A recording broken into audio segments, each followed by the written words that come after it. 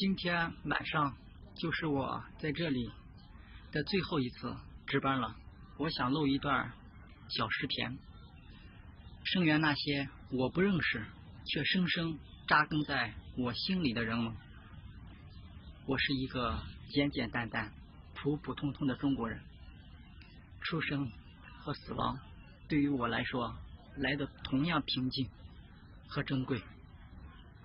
但我也有我的梦，也有我的理想，也有我的自尊，也有我身为人不可剥夺的权利。集权体制之下，没有安全的人，包括集权者本身也无时不刻处在危险之中。有人今天端坐在主席台上，明天就有可能沦为了阶下囚。一个民营企业家说死就死了，一个人说不见就不见了。我们中国人是啥呀？像土芥一样的生命啊！600亿美元说送人就送人了，他到底经过了谁的同意？他经过人大的同意了吗？他经过栗战书委员长的同意了吗？他经过国务院的同意了吗？他经过李克强总理的同意了吗？我不是什么人民，我不要做什么人民。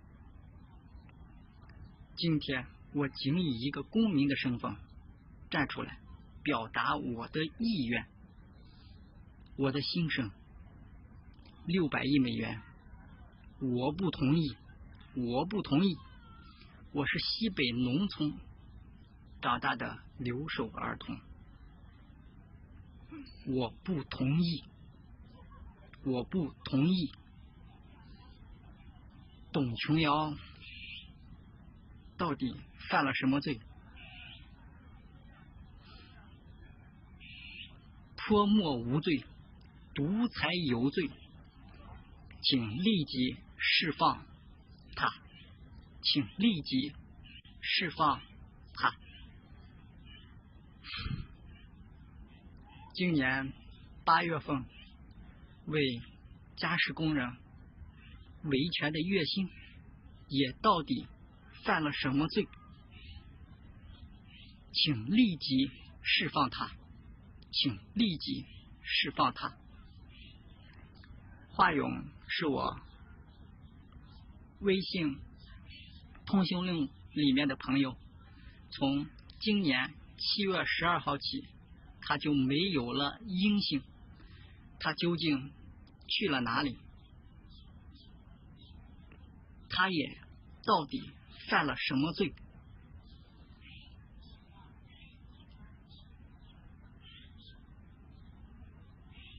去年年中，他为小花倾城唱生日快乐歌的情景还一一再现啊！他现在到底是死是活？请立即释放华勇，请立即释放他。另外还有100万的穆斯林同胞，100万手无寸铁的穆斯林同胞，他们也究竟犯了什么罪？新疆的冬天已经来了，那里已经开始下雪了，请立即释放他们，请送他们回家。当然，当我表达出我的心声、我的意愿的时候，我也有可能会像他们一样面临被消失。我早已经做好了慷慨赴死的准备。华夏民族自古以来就有无数仁人志士，杀生以成仁，舍生以取义。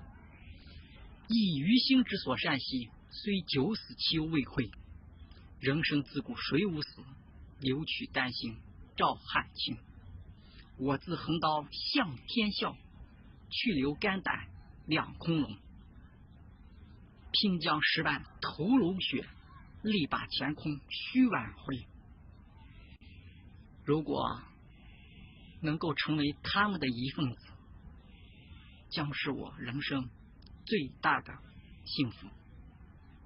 人生自古皆有死，死又何所惧？